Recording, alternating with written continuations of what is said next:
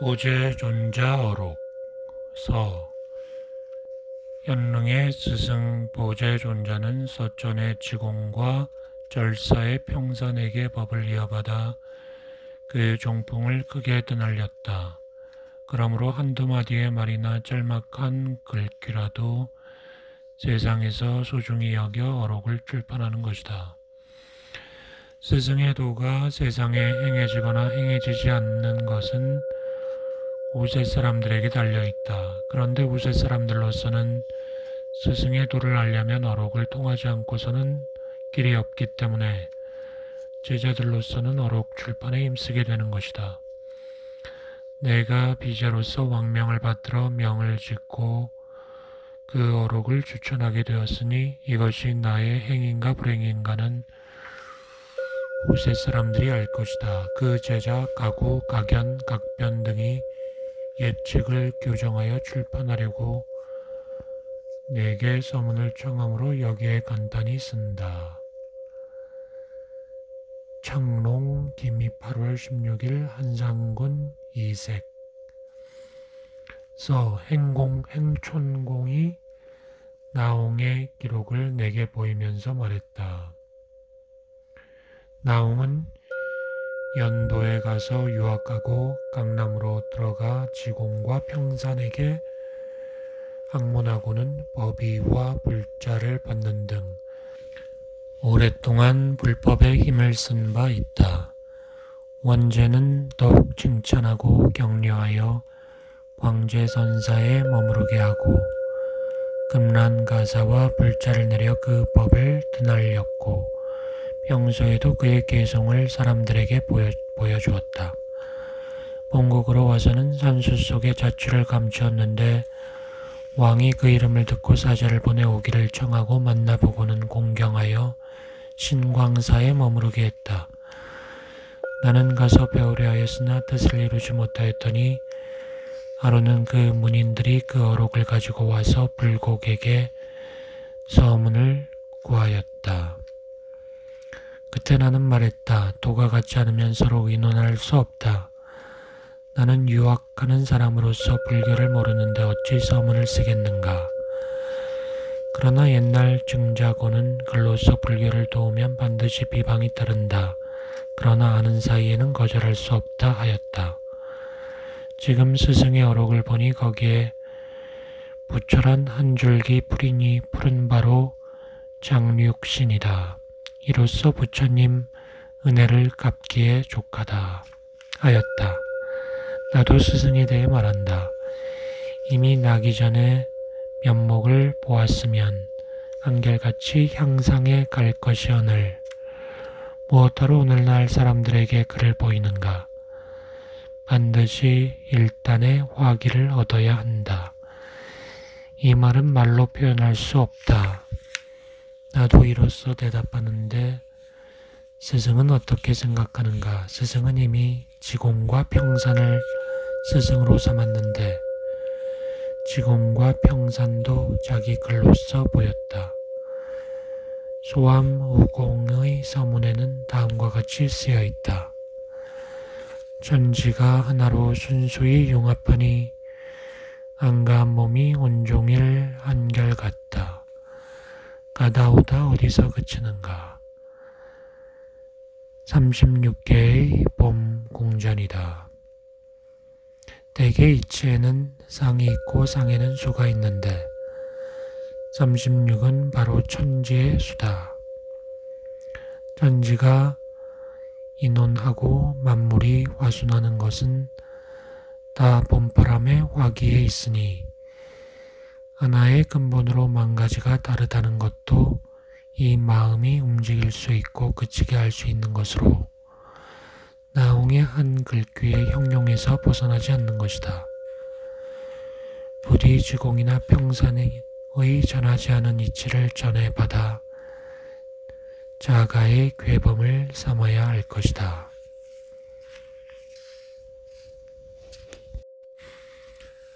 언능 20년 경술 9월 10일에 왕은 스승을 서울로 불러들이고 16일에는 스승이 머무는 광명사로 나아가서 양종 5교의 여러 산 납자들을 많이 모아 각자의 공부를 시험하시니 그것을 공부선이라 하였는바 임금이 나가보셨다. 스승은 향을 사른 뒤에 법좌에 올라 말했다. 고금의 과구를 모두 부수고 범성의 잣쥐를 다 쓸어버린다. 납자의 목숨을 끊어버리고 중생의 의심을 떨어버린다.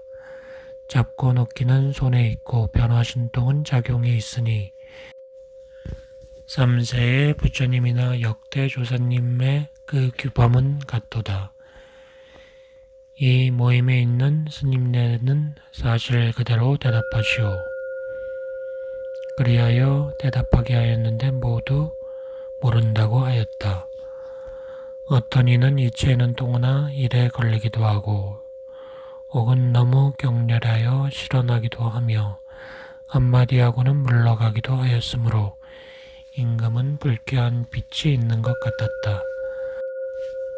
행장 고려 국왕사 대조계 종사 선교 도총섭 근수본지 중흥조풍 복국 구세 보제존자 시선각 나홍화상 행장 문인 각괴은 적는다. 스승의 휘는 해근이요 후는 나홍이며 옛 이름은 원혜요. 거처하는 방은 강월헌이라 하며 속성은 아시인데 영해부 사람이다. 아버지의 휘는 서구인데 벼슬은 선관서령에 이르렀고 어머니는 정씨다. 정씨가 꿈에 금빛 새매가 날아와 그 머리를 조다가 떨어뜨린 날이 품 안에 드는 것을 보고 아기를 빼어 연후 경신 1월 15일에 스승을 낳았다. 스승은 골상이 보통 아이와 달랐고 근기가 뛰어나 출가하기를 청했으나 부모가 허락하지 않았다. 20세 이웃동무가 죽는 것을 보고 죽음은 어디로 갑니까? 묻자 모두 모른다 했다.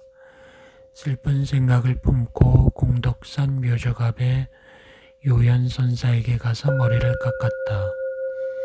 요연이 물었다. 너는 뭐하러 머리를 깎는가? 삼계를 뛰어나 중생을 이롭게 하기 위해서입니다. 가르쳐 주십시오. 지금 여기 온 너는 어떤 물건인가? 말하고 듣고 하는 것이 여기 왔을 뿐이거니와 볼 수 없는 몸을 보고 싶고 찾을 수 없는 물건을 찾고 싶습니다. 어떻게 수행해야 합니까? 나도 너와 같아 아직 모른다. 다른 스승을 찾아가서 물어보라. 그리하여 스승은 요연을 하직하고 여러 절로 돌아다니다가 지정 4년 갑신에 외암사로 가서 안방에서 고요히 있으면서 밤낮으로 언제나 앉아 있었다. 그때 일본의 서공 화상이 그 절에 머무르고 있었다. 어느 날 그는 성당에 내려와 선상을 치며 말했다. 대중은 이 소리를 듣는가? 대중은 말이 없었다. 스승은 개송을 올렸다. 선불장 안에 앉아 정신 차리고 자세히 보라. 보고 듣는 것 다른 물건 아니오. 원래 그것은 옛 주인이다. 그 뒤 4년 동안 닦다가 하루아침에 갑자기 깨친 뒤에 중국으로 가서 스승을 찾아 도를 구했다. 정해년 11월에 북을 향해 떠나 무자년 3월 13일에 대도의 법원사에 이르러 서천의 지공 화상을 배웠다. 지공이 물었다. 그대는 어디서 왔는가? 고려에서 왔습니다. 배로 왔는가? 육지로 왔는가? 신통으로 왔는가? 신통으로 왔습니다. 신통을 나타내보라. 스승은 합장하고 섰다. 그대가 고려에서 왔다면 동해 서쪽을 다 보고 왔는가? 보지 않았다면 어떻게 여기까지 왔겠습니까? 12개 방자를 데리고 왔는가? 데리고 왔습니다. 누가 그대를 여기 오라 하던가. 해근이 스스로 왔습니다. 무엇하러 왔는가? 뒤의 사람들을 위해 왔습니다. 지공은 허락하고 대중과 함께 있게 하였다. 어느 날 스승은 개성을 지었다. 산과 물과 대지는 눈앞에 꽃이요. 삼라만상도 또한 그러하도다. 자성은 원래 청정한 줄 비로소 알았나니 티끌마다 세계마다가 다 법왕신이네. 지공은 말했다. 서천의 20인과 동토의 70인은 다 같은 사람인데 지공은 그 가운데 없어서 앞에는 사람이 없고 뒤에는 장군이 없다. 지공이 세상에 나왔는데 법왕이 또 어디 있는가? 스승이 대답하여 말했다. 법왕신이여 삼천의 주인이 되어 중생을 이롭게 한다. 천검을 바로 들고 불조를 빼는데 백양이 두루 모든 하늘을 비춘다. 나는 지금 이 소식을 알았지만 그래도 우리 집의 정령만 허비하다. 신기하여라 크게 신기하여라. 부상의 해와 달이 서천을 비춘다. 지공이 응수했다. 아버지도 깨요 어머니도 깨고 너도 깨다. 스승은 예배하고 물러갔다. 그 달에 매화 한 송이가 피었다. 지공은 그것을 보고 개성을 지었다. 잎은 푸르고 꽃은 피어 한 나무에 한 송이. 시방 팔면에 상대 하나도 없네. 앞에 일은 물을 것 없고 뒤에 일은 장구하리니 양기가 이르는 곳에 우리 임금 기뻐하네. 스승은 다음과 같이 답하였다. 해마다 이 꽃나무가 눈 속에 필 때 벌과 나비는 분주히 새로운 줄 몰랐더니 오늘 아침에 꽃 한 송이 가지에 가득 피어 온 하늘과 땅에는 다 같은 봄이로다. 또 어느 날 지공은 수어하였다. 저는 집안이 없고 법은 밖이 없나니 들 앞에 잣나무를 아는 사람 사랑한다. 청량대 위의 청량한 날에 동자가 새는 모래를 동자가 안다. 스승은 답하였다. 들어가도 집안이 없고 나와도 밖이 없어. 세계마다 티끌마다 선불장이네. 들 앞에 잣나무가 새삼 본명하니 오늘은 초여름 4월 5일이네. 또 어느 날 지공은 스승을 불러 물었다. 이 승당 안에 달마가 있는가 없는가? 없습니다. 저 밖에 있는 제당을 그대는 보는가? 보지 못합니다. 하고 승당으로 돌아갔다. 지공은 시자를 보내 물었다. 선제가 53선지식을 찾아배웠고 최후의 미륵을 배웠을 때 미륵이 손가락을 튕김에 문이 열리자 선제는 곧 들어갔는데 그대는 어찌하여 안팎이 없다 하는가? 스승은 답했다. 그때의 선제는 그 속에 이르지 못했습니다.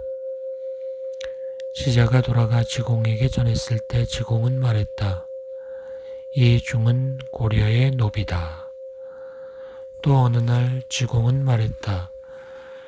그대는 보경사를 보는가? 벌써부터 보아왔습니다. 문수와 보현이 거기 있던가? 잘 있습니다. 뭔 말을 하던가? 나 말을 말합니다. 차를 마시고 가거라. 그 뒤 어느 날 스승은 다음 개성을 지어 지공에게 올렸다. 모르면 산이나 강이 경계가 되고 깨치면 티끌마다 바로 온몸이네. 모름과 깨침을 모두 다 쳐 부수었나니 닭은 아침마다 오경을 향해 우네. 지공은 대답했다. 나도 아침마다 징소리를 듣노라. 지공은 스승이 법기임을 알고 10년 동안 판수로 있게 하였다. 경인년 1월 1일 지공은 황후가 내리신 붉은 가사를 입고 방장 안에서 대중을 모으고 말했다. 분명하다 법왕이여, 홀로 높아 이 나라를 복되게 한다. 하늘에는 해가 있고 밑에는 조사가 있다. 노수를 다 불문하고 지혜가 있는 사람이 있으면 다 대해보라. 대중은 대답이 없었다. 스승은 말했다. 분명하다는 것도 오히려 저쪽 일인데 홀로 높아 나라를 복되게 한다는 것은 바로 빈소리로다. 하늘의 해와 땅의 조사를 모두 다 쳐부수어 그 경지에 이르면 그것은 무엇인가? 지공은 옷자락을 들어 보이면서 말하였다. 안팎이 다 불다. 스승은 3번 절하고 물러갔다. 그 해 3월에 대도를 떠나 동주에서 배를 타고 4월 8일에 평강부에 이르러 휴휴함에서 여름 한거를 지내고 7월 19일에 떠나려 할 때 그 암자의 강로가 만류하였다. 스승은 개성을 지었다. 쇠지팡이를 가로 날려 휴휴함에 이르러 쉴 곳을 얻었거니 이내 쉬었네. 이제 휴휴함을 버리고 떠나거니와 사해와 오호에서 마음대로 놀리라. 8월에 정자선사에 이르렀는데 그곳에 몽당 노숙이 스승에게 물었다. 그대 나라에도 선법이 있는가? 스승은 다음 개성으로 대답했다. 부상 나라의 해가 오름에 강남의 바다와 산이 붉었다. 같고 다름을 묻지 말지니 신령한 빛은 고금에 통하네. 그 노숙은 말이 없었다. 스승이 곧 평산 철임선사를 배우러 갔을 때 평산은 승당에 있었다. 스승은 승당에 들어가 이리저리 걷고 있었다. 평산은 물었다. 스님은 어디서 오시오? 대도서 옵니다. 어떤 사람을 보고 왔는가? 서천의 지공을 보고 왔습니다. 지공에 날마다 하는 일은 무엇인가? 지공은 날마다 청검을 씁니다.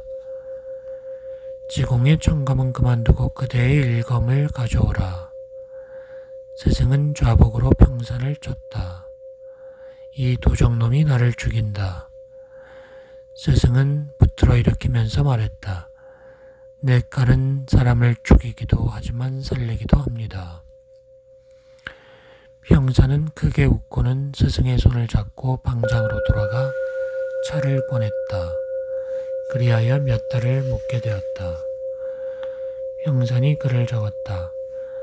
사만의 액은 수자가 이 노승을 찾아보았다.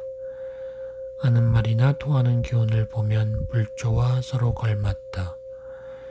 종지의 눈은 분명하고 본 곳은 아주 높다. 말 속에는 메아리가 있고 글귀마다 칼날을 감추었다. 여기 사람이 전한 그 밤 선사의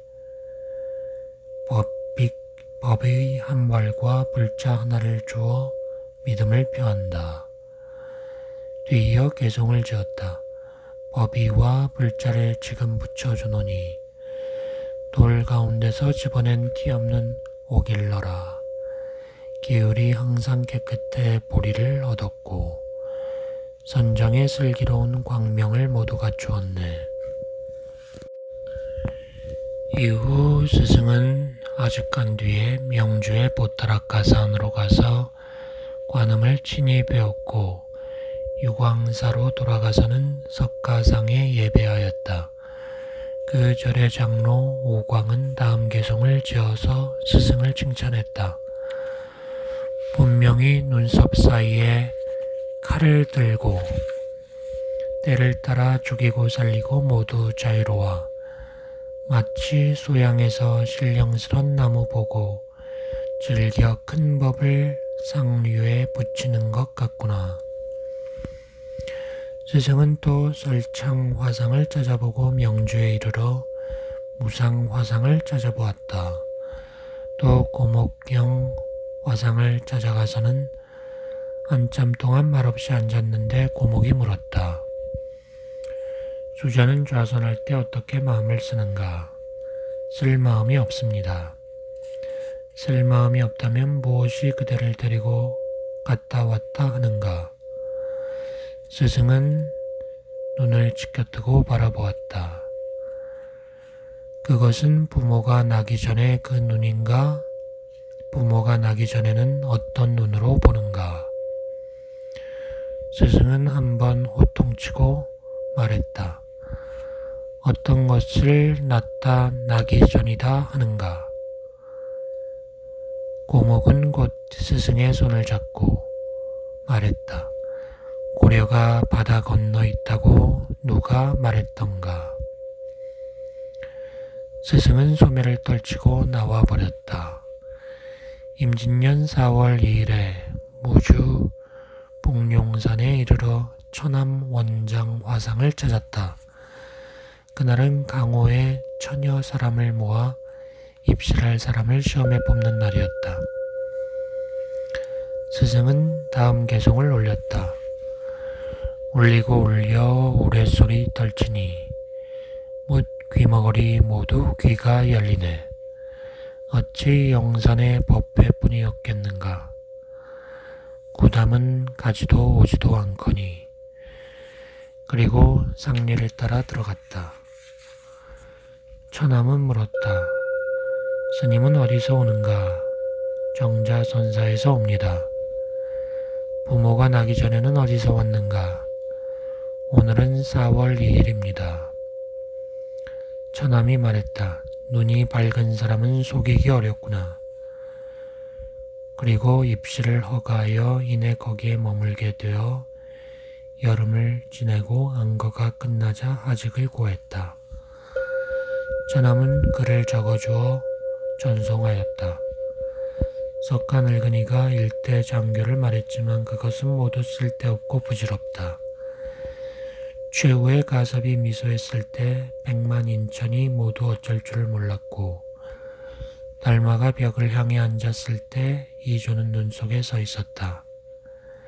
육조는 방아를 찧었고 남학은 기왓장을 갈았으며 마조는 한 번 호통에 백장은 귀가 먹었고 황벽은 혀를 내둘렀었다.